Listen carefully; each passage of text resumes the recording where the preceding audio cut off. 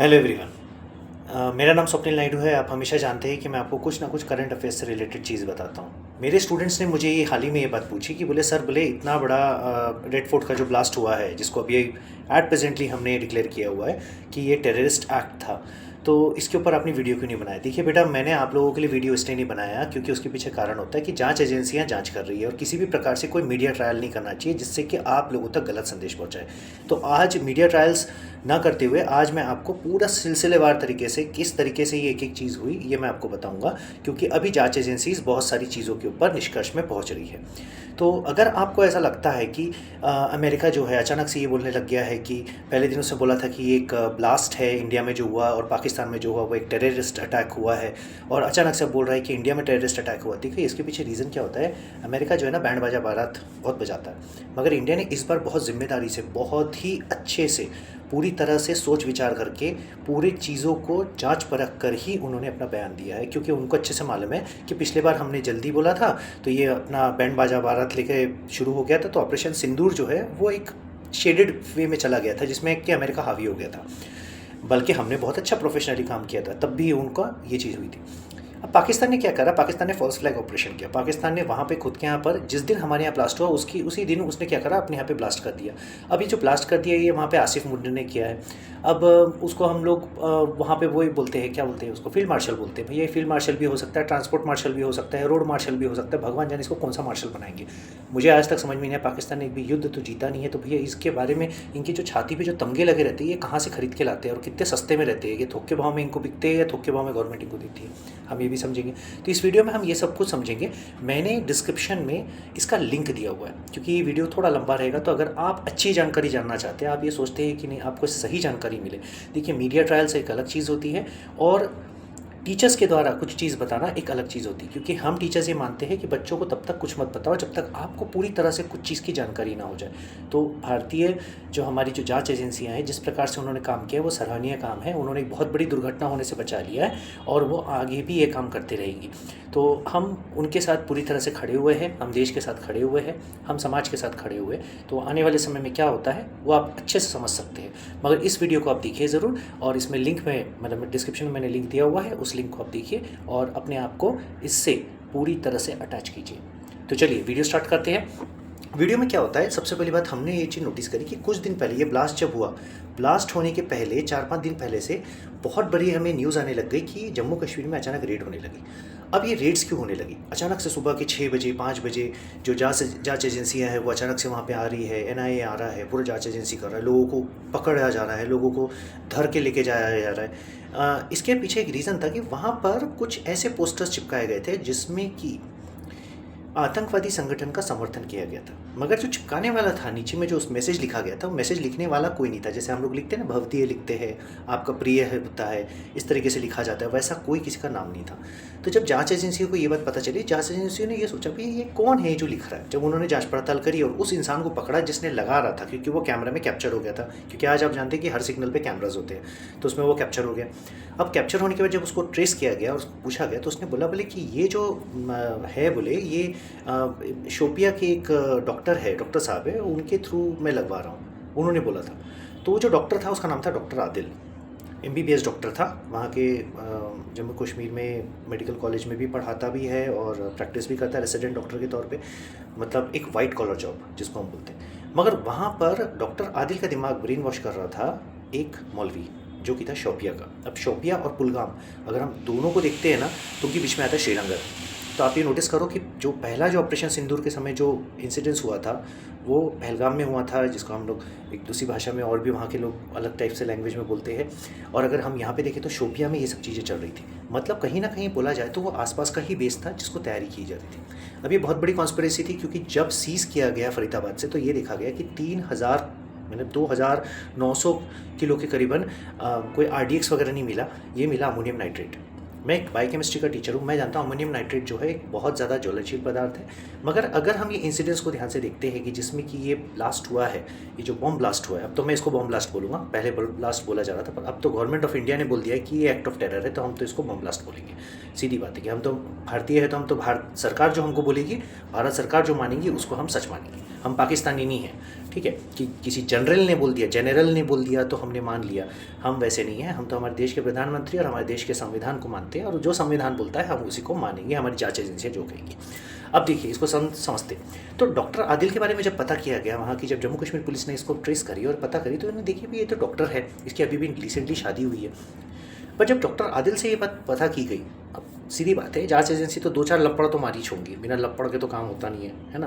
क्योंकि अब white collar job वाला इंसान है, वो तो बोलेगा मैं तो स्टेथोस्कोप लगा के घूमता हूँ, मैं तो गलत आदमी नहीं हूँ। पर ऐसा थोड़ी है भैया, तुम अगर ये सब चीज़ें छपवा रहे हो, चिपका रहे हो, तो तुम एक परप्यूटर का काम कर रहे हो। नहीं, आप अपने देश की इमेज को ख़राब कर रहे हो। आप जिस देश का खाना खाते हो, जिस देश में आप रहते हो, जिस देश की आपको सैलरी मिलती है, जहाँ की आपको सुविधा मिलती है, इज्जत मिलती है, मान सम्मान मिलता है, डॉक्टर का एक ओहदा आपको दिया गया, आपको एक डिग्री दी गई है, आप यही चीज़ अपने देश के अगेंस्ट कर रहे हो।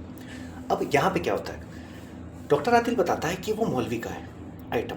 अब मौलवी से जब बात की गई, तो मौलवी से ये बात पता चला कि इसमें और सारे लोग जुड़े हुए। अब कैसे जुड़े हुए, मौलवी ने ये बात बताया, जब आदिल की शादी हुई थी, तो डॉक्टर आदिल की शादी में मैं भी गया था। मैं गया था, तो वहाँ पे कुछ और डॉक्टर्स भी आए थे, और हमने वहाँ पर बैठ के ये बात डिसाइड की थी कि जो कश्मीरियों के साथ जो हो रहा है, या जो देश के जो मुसलमानों के साथ हो रहा है, वो गलत हो रहा है, और हमें इसके ऊपर आवाज़ उठानी चाहिए। जो पहलगाम का जो अटैक था, वो अटैक से भी भयंकर हमें कुछ करना पड़ेगा, तभी हमारी आवाज़ उठ पाएंगे, यानी कश्मीर की आवाज़ उठ पाएंगे। अब मुझे आज तक ये बात समझ में नहीं आई, भाई तुम जम्मू एंड कश्मीर तुम्हारे हरी सिंह ने हमारे पास दिया था, और हम तुम्हारी सुरक्षा करते, हम तुमको खाना खिलाते, हम तुम्हारा डेवलपमेंट करते, रोड बना के देते, सब लाइट देते, सब देते, तुमको पता नहीं किस बात का पेट दर्द होता है। और वहाँ का हर कश्मीरी बुरा नहीं है, मैं पहले आपको बता रहा हूँ, कश्मीरी हर कोई वहाँ का बुरा नहीं है, बुरे कुछ चंद लोग होते हैं, और चंद लोग जो होते हैं वही तमाशा करते हैं। जैसे बोलते हैं ना, कोई खानदान बुरा नहीं होता है, खानदान का एक आध व्यक्ति होता है जो सारा हिस्ट्री शीटर होता है, जिसके कारण पूरा खानदान बदनाम होता है। तो वैसे कश्मीर भी कुछ लोगों के कारण बदनाम हो रहा है। अब देखो इन्होंने क्यों किया ऐसा, अब इसको समझते हैं। इन्होंने इसलिए किया कि अभी क्या हो गया था, कुछ समय पहले आपने देखा होगा, 1-1.5 साल पहले इंडिया में जम्मू कश्मीर एक टूरिज्म हब बन गया था। लोग बिल्कुल जम्मू कश्मीर जाने लगे थे, क्योंकि बिल्कुल शांति हो गई थी, बिल्कुल सब कुछ सही था। ये पहलगाम अटैक के पहले की बात है। तो अब वहाँ के लोगों को जॉब मिल रहा है, वहाँ के लोगों को पत्थर की जगह, पत्थर मारने 500 रुपये देने की जगह, वहाँ के लोगों को खाना, मतलब खाना बनाते हैं वो, अपना टूरिज़्म आता है तो टूरिज़्म के लिए उनको होटल, शिकारा, ये सब चीज़ें मिल रही, वहाँ का रोज़गार चल रहा, लोगों के फल फ्रूट बिक रहे, लोगों की दुकानें चल रही। लोग गलत चीज़ से हट गए। अब उनको मालूम है गलत चीज़ से हटाना है, तो अब गलत चीज़ से हट गए तो अब साला आतंकवाद तो कोई करेंगे नहीं, कोई 500 रुपये में पत्थर फेंकेगा नहीं। तो एक काम करो, वाइट कॉलर वाली एक रेजिमेंट, एक ब्रिगेड तैयार करो, जिस पे किसी को शक ना हो। भाई रिक्शे वाला को पुलिस वाला पकड़ के जरूर पूछेगा तू पिया है क्या। अगर डॉक्टर की गाड़ी पे डॉक्टर का सिंबल दिखेगा, तो डॉक्टर को पुलिस वाला ये रोक के नहीं पूछेगा कि आपने पिए है क्या, क्योंकि वो डॉक्टर है। वो अपना कार्ड दिखाएगा, मैं डॉक्टर हूँ, बात खत्म। This is the safest thing.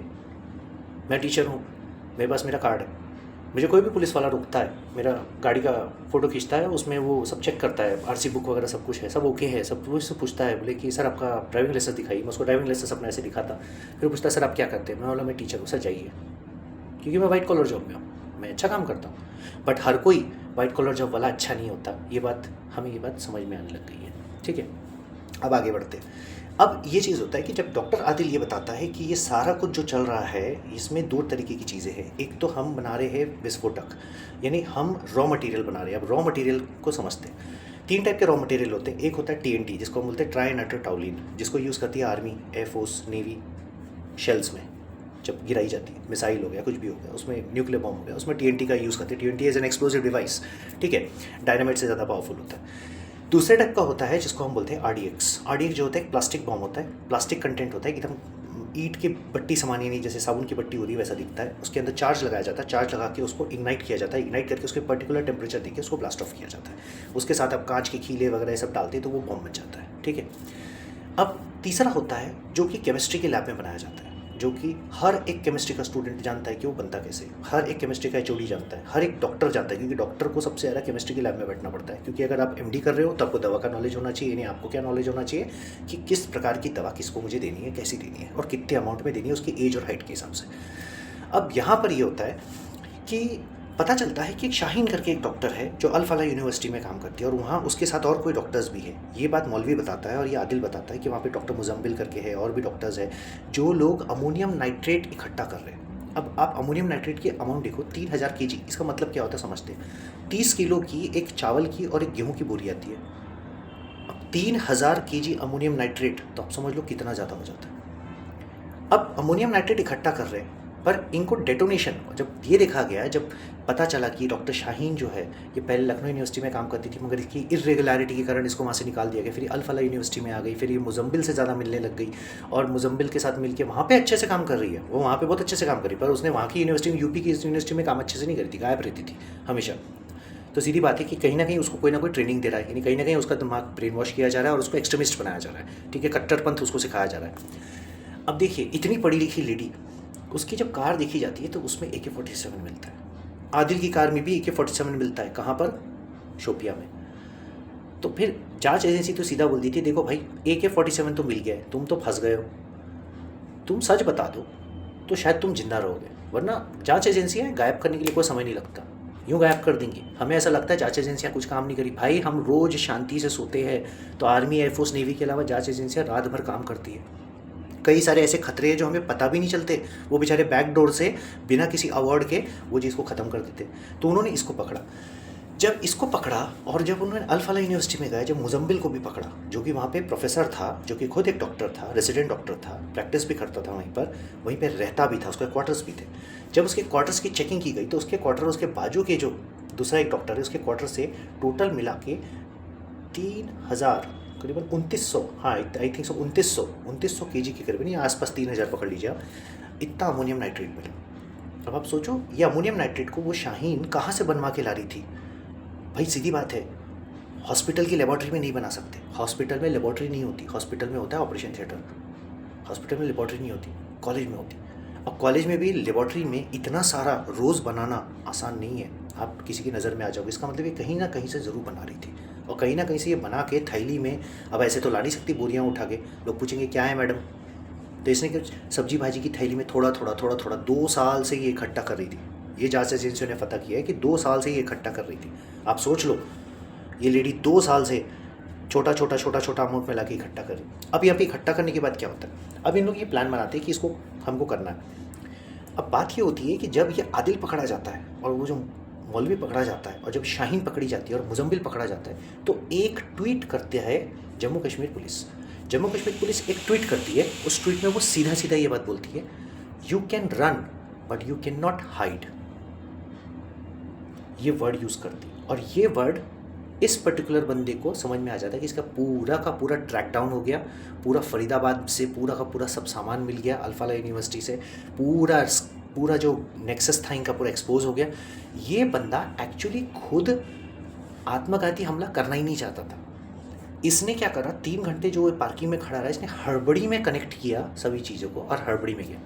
क्योंकि अगर आप इस बॉम्ब ब्लास्ट को देखते हैं, या जिस ब्लास्ट हम बोलते हैं इसको ब्लास्ट को देखते हैं, तो इसमें कहीं से भी कीले, छर्रे, ये सब चीज़ें नहीं मिली, जो कि ब्लास्ट के बाद एक लंबा इम्पैक्ट मारती है और आजू बाजू लोगों को बहुत नुकसान करती है। ठीक है, और जब भी RDX का ब्लास्ट होता है या किसी भी प्रकार से कोई भी डेटोनेशन का ब्लास्ट होता है, तो नीचे में क्रेटर बन जाता है, यानी गड्ढा बन जाता है। यहाँ पे गड्ढा नहीं बना, यहाँ पे सिर्फ गाड़ी फटी और ये ऐसे फटी, ऐसा नहीं हुआ। जनरली बॉम्ब फटता है तो गाड़ी हवा में उछलती है, और हवा में उछल के नीचे आती है, क्योंकि नीचे क्रेटर बनता है, नीचे कंप्रेशन बनता है, गैस का कंप्रेशन बनता है। ये हम लोगों ने थर्मोडायनेमिक्स में पढ़ा हुआ है, ठीक है, 12th स्टैंडर्ड में, जिनको याद होगा। अब यहाँ पर ये चीज़ फाइंड आउट हुई कि ये बंदा डर गया था, और ये बंदा हड़बड़ी में निकला। तो ये सोचा, पहले नमाज़ पढ़ा, इसने ये सोचा कि मैं कहीं पे इसको डेटोनेट कर देता हूँ, निकल जाऊँगा।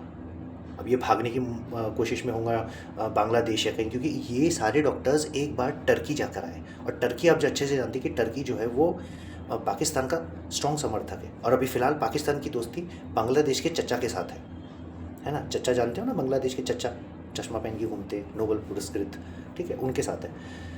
हो सकता है ये बॉर्डर के रास्ते बांग्लादेश जाने के चक्कर में होगा वेस्ट बंगाल के जरिए, या नेपाल भागने के चक्कर में होगा, नेपाल से बांग्लादेश जाने के चक्कर में होगा, क्योंकि नेपाल तो आप इजीली जा सकते हैं, और डॉक्टर है, कौन रोकेगा भाई, डॉक्टर आदमी है, सारा ID वाईडी सब कुछ है उसके पास, कौन रोकेगा उसको। मैं डॉक्टर हूँ, मैं जा रहा हूँ टूरिज्म के लिए, कोई कुछ नहीं बोलेगा, वाइट कॉलर जॉब है। ये सारे डॉक्टर्स थे। ये बात पता चलती है शाहीन से कि शाहीन बताती है कि एक वुमेन ब्रिगेड तैयार करने के लिए मुझे बोला गया, और वो वुमेन ब्रिगेड में उन लोगों को चुन रही थी जो लोग बहुत निचले तबके के हैं, जो कम पढ़े लिखे हैं, जिनको पैसे की कमी है, उनको उनका ब्रेन वॉश करो और उनको अपने साथ शामिल करते जाओ, यानी एक स्लीपर सेल एक्टिवेट करने की चक्कर। अभी 2 साल से काम कर रही थी, तो अभी अगर शाहीन से पूछ रहे होंगे तो यही पूछ रहे होंगे, भैया तूने कहाँ कहाँ किसको किसको रिक्रूट करी, उसकी लिस्ट दे, हम उनको क्रैक डाउन करेंगे। ठीक है, अब ये चीज़ हो गई।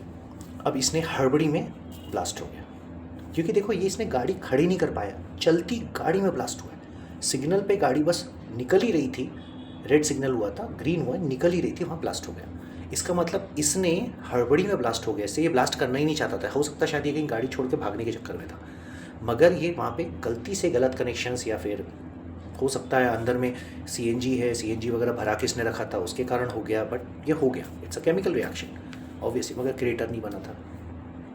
अब ये होगी इनकी स्टोरी। अब समझते हैं आगे की। हिंदुस्तान ने ये सब चीज़ होने के बाद, ब्लास्ट होने के बाद, सबसे पहले क्या बोला, दिल्ली में रेड फोर्ट के पास ब्लास्ट हुआ। अब सेंटेंस को ध्यान से समझना, ठीक है। तो लोगों ने ये बोलना शुरू कर दिया कि ये तो पाकिस्तान ने करवाया होगा, पाकिस्तान ने कर रहा होगा। हिंदुस्तान एक बहुत जिम्मेदार देश है। पिछली बार जैसे हमने पुलगाम में हुआ था, तो हमने सीधा बोल दिया था कि भाई पाकिस्तान ने करवाया था, क्योंकि हमको समझ में आ गया था, ठीक है। बट हम इतना प्रोफेशनलिज्म से करने के बाद भी हमने अपने रेडार्स वगैरह की पूरी उनको इम्प्रिंट्स बताया कि पहले क्या था, हमने अटैक किया तो क्या हुआ, हमने कोई पब्लिक जगह अटैक नहीं किया, कोई मिलिट्री इंस्टॉलेशन को अटैक नहीं किया, हमने आतंकवादियों को टारगेट किया, ठीक है, उनके जो लॉन्चिंग पैड्स थे उनको टारगेट किया।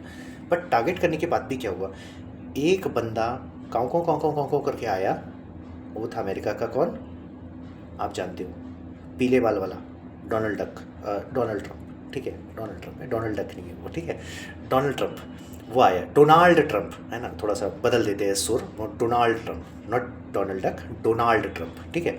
तो डोनाल्ड ट्रंप आया और उसने भोंकना शुरू कर दिया कि मैंने सीज़ फायर करा, मैंने सीज़ फायर करा, मैंने सीज़ फायर करा। आप देखो ये साले कितने कमीने टाइप के लोग हैं, मतलब गाली नहीं पकना चाहिए, माफ़ी चाहूँगा आप लोगों से, पर दिल दुखता है क्योंकि एक हिंदुस्तानी हूँ मैं, और कहीं ना कहीं तो हिंदुस्तानी होने के कारण बचपन से इस मिट्टी से जुड़े हुए हम इसी मिट्टी में खेले है ना, हम कोई टाइल्स वाले फर्श में नहीं खेले, हम सीधी बात बोलते हैं, हमारा बचपन वैसे ही गुजरा है, चाहे राजनांदगांव में गुजरा हो, चाहे खैरागढ़ में गुजरा हो, चाहे नागपुर में गुजरा हो, ठीक है। तो ये क्या बोलता है कि ब्लास्ट हुआ, और मुझे बड़ा दुख है कि जो न्यू दिल्ली में ब्लास्ट हुआ है, न्यू दिल्ली नहीं, दिल्ली रेड फोर्ट के पास जो ब्लास्ट हुआ, उसमें जो लोग घायल हुए, हम चाहते हैं उनकी स्पीडी रिकवरी हो जाए, वो ठीक हो जाए। और दूसरी तरफ ये बोलता है कि पाकिस्तान में एक टेररिस्ट अटैक हुआ,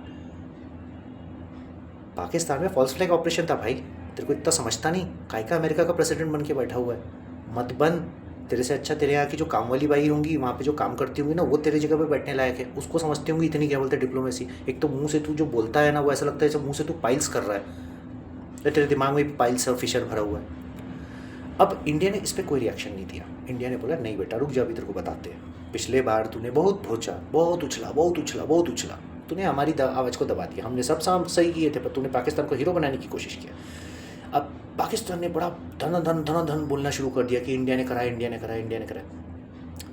पाकिस्तान को इंडिया ने भी बोला रुक जा, तू भी रुक जा, एक दिन बाद हम तेरे को भी बताते हैं। एक दिन बाद आई जांच की बेसिक रिपोर्ट, जो कि होती है फॉरेंसिक रिपोर्ट्स। इसमें ये पता चला कि फॉरेंसिक रिपोर्ट में वो जो था वो एक एक्ट ऑफ टेरर था।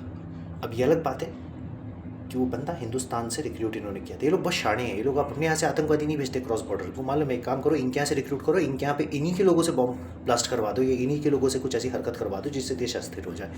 अब हिंदुस्तान इतना पागल नहीं है। तुम्हारे यहाँ पे तुमने शायद कौन सा लिटरेचर पढ़ा मालूम नहीं, पर हमने तो भैया चाणक्य की नीति पढ़ी है, तो हमें चाणक्य समझता है। अब आज क्या हुआ, एक दिन पहले की बात है, कनाडा में जब विदेश मंत्रियों की मीटिंग थी, तो उसमें मार्को रूबियो, जो वहाँ के जो विदेश मंत्री हैं, यानी जिसको हम वाइस प्रेसिडेंट बोलेंगे वहाँ पर, उनकी मुलाकात हुई डॉक्टर एस जयशंकर ने। और जयशंकर ने सब बताया कि भाई हमने इस तरीके से हमने इन्वेस्टिगेट किया, हमारी FLS रिपोर्ट ये है, वो सब कुछ शेयर करा।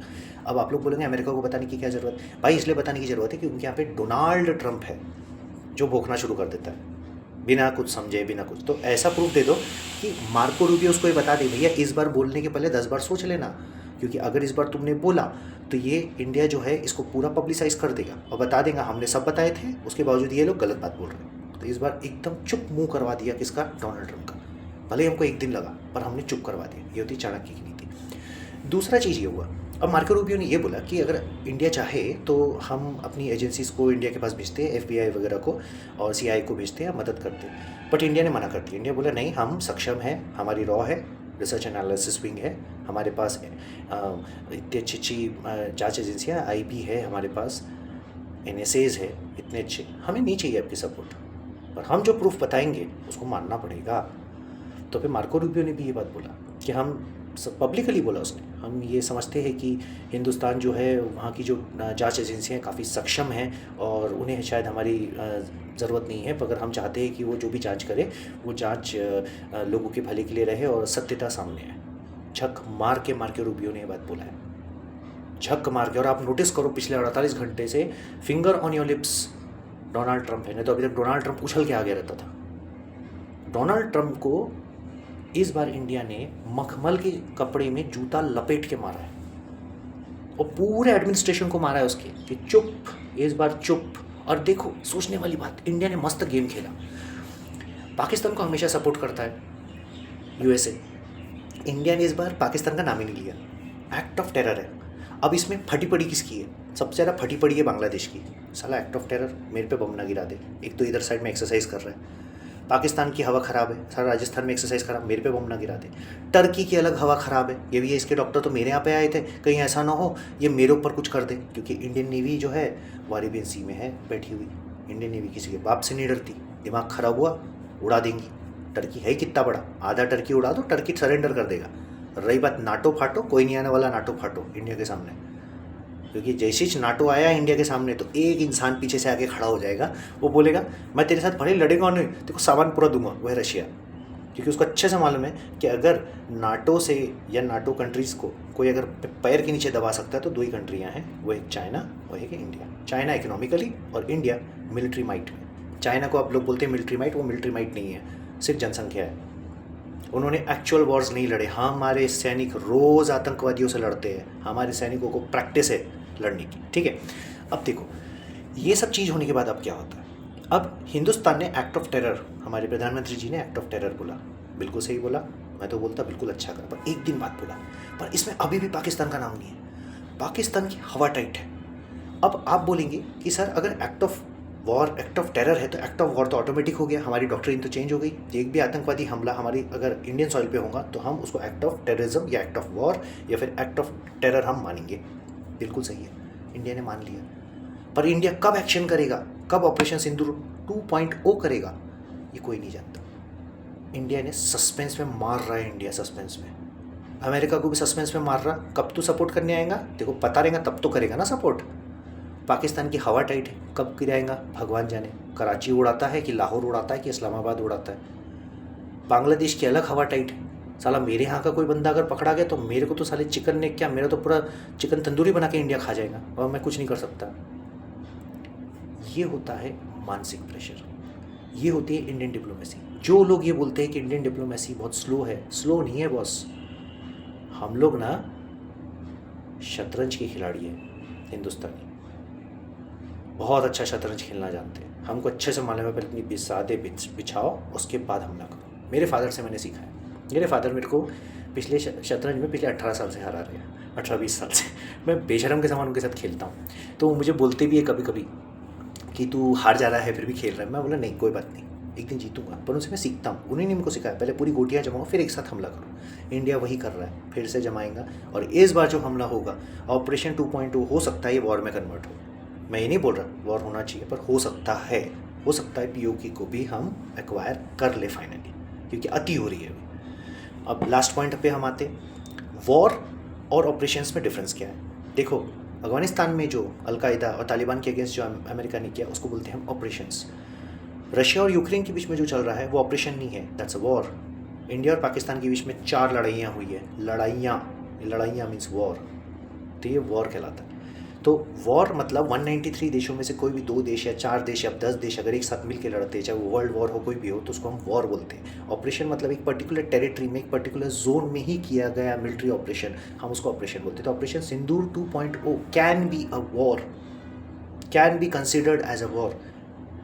तो लेट्स सी क्या डायनेमिक्स होता है। मगर अभी हमारी जांच एजेंसियों की हम बहुत तारीफ करेंगे कि वो बहुत अच्छे से काम करी, इतना बड़ा विस्फोटक रोक ली। चलो थोड़ा नुकसान हुआ है, मानता हूँ कई लोग उसमें घायल हुए, मरे हैं, दुखद बात है।